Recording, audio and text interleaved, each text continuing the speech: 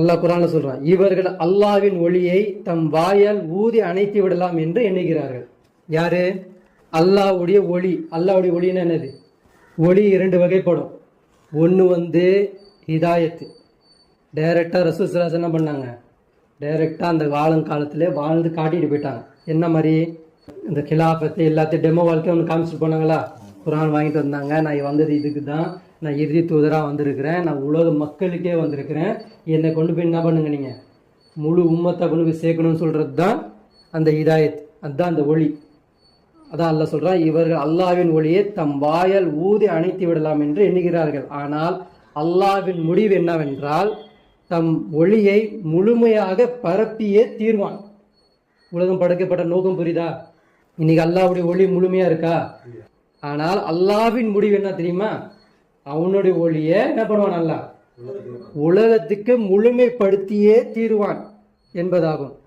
இது நிராகரிப்பாளர்களுக்கு எவ்வளவு வெறுப்பானதாக இருந்தாலும் சரியே. யார் நிராகரிப்பாளர்கள் சொல்லுங்க. இப்போ நம்ம டைரக்டா யாரை கொண்டு வைப்போம்? யூதன்னு அவன் ஆட்சி ஒன்று பண்ணிக்கிட்டு இருக்கான், அந்த ஆட்சிக்கு இவன் முட்டு கொடுத்து அவன் வரக்கூடாதுன்னு சொல்லிட்டு அவன் பண்ணிட்டு இருக்கான். நம்ம நினைக்கிறோம் இந்த வேலையே செய்யாம ஒருத்தர் ஒதுங்கி நிற்கிறான் பாருங்க, இது செஞ்சா நமக்கு என்ன ஆயிரும்? வேலை போயிடும், நிம்மதி போயிடும், எல்லாமே போயிடும். நம்மளை முட்டாள்னு சொல்லுவாங்க, இவ்வளோதையும் சொல்லுவாங்க. உலகம் வேணான்னு நம்ம பேசணும், இதெல்லாம் நம்ம பேசணும். சொத்து சேர்க்க முடியாது, உலகத்துக்காண்டி வாழ முடியாது, எதுவுமே பண்ண முடியாது. அப்போ நம்ம என்ன பண்ணுறது? சைலண்டாக இருந்தால் யாருக்கு என்ன இருக்கு?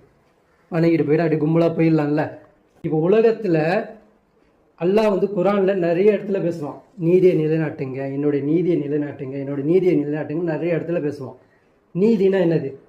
சில குடும்பங்கள், சில மனிதர்கள் ஜெயிலுக்கும் போயிருக்க மாட்டாங்க, அந்த ஜெயில் பக்கமே போயிருக்க மாட்டாங்க, ஹைகோர்ட்டு இந்த மாதிரி கோர்ட்டுக்கும் போயிருக்க மாட்டாங்க, எங்கேயும் போயிருக்க மாட்டாங்க. வாழ்க்கையில் வந்திருப்பாங்க, வாழ்ந்துருப்பாங்க, இறந்து போயிருப்பாங்க.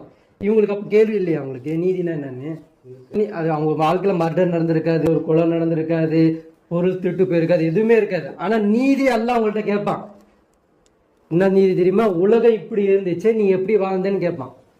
அப்போ நம்ம எதில் இருக்கிறோம்? அநியாயத்தில் இருக்கிறோம். எப்படிப்பட்ட அநியாயம்? அரசியல் என் மேலே கடமைன்றது புரியாத அநியாயத்தில் நம்ம இருக்கிறோம். சரிங்களா? அப்போ இவர்கள் அல்லாஹ்வின் ஒளியை தம் வாயால் ஊதின்னு நினைக்கிறாங்க. ஆனால் அல்லாஹ்வுடைய முடிவு என்ன அப்படின்னா, அது என்ன பண்ணுவான்? அல்லாஹ் முழு உலகத்துக்கே அது என்ன பண்ணுவான்? முழுமைப்படுத்தியே தீருவான் அப்படின்னு சொல்லிட்டு அல்லாஹ் என்ன பண்ணுறான்?